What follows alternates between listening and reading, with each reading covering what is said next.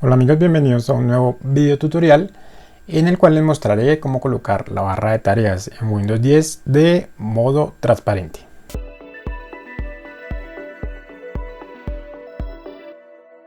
Bien, ese es un efecto muy bonito. Vamos a entrar aquí al inicio de Windows y vamos a entrar a la Microsoft Store.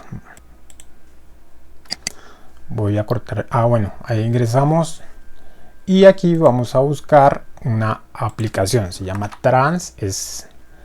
Translucent TV, es totalmente gratis, la vamos a iniciar y aquí prácticamente la vamos a instalar como instalar una en nuestro celular. Entonces le damos clic en obtener y aquí nos empieza como la descarga.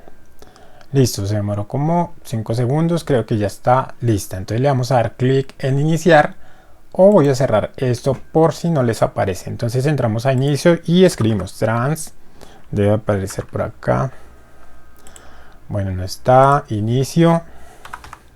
Listo, ya nos aparece. Entonces la iniciamos, le damos clic en sí, aquí nos dice bienvenido a la aplicación, le damos clic en sí y tenemos la barra de tareas en modo transparente.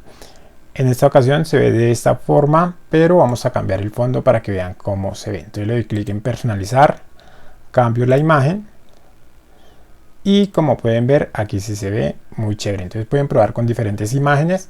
Voy a cambiarla para que ustedes vean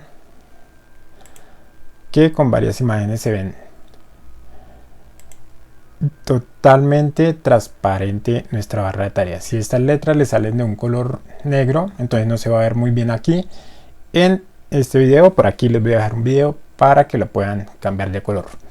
Entonces si ustedes ya quieren quitar la barra de tareas de modo transparente, aquí está esto, bueno, aquí entonces le dan clic y le dan clic en exit y ya tienen la barra de tareas nuevamente. Si la quieren colocar nuevamente, igual la buscan en inicio, le dan clic y ya la tienen transparente. ¿Qué les parece esta opción? ¿Les gusta? Espero que sí les guste. Muchas gracias por haber visto este video tutorial. No olviden suscribirse al canal, regalarme un like y nos vemos en un próximo video tutorial. Chao, chao amigos.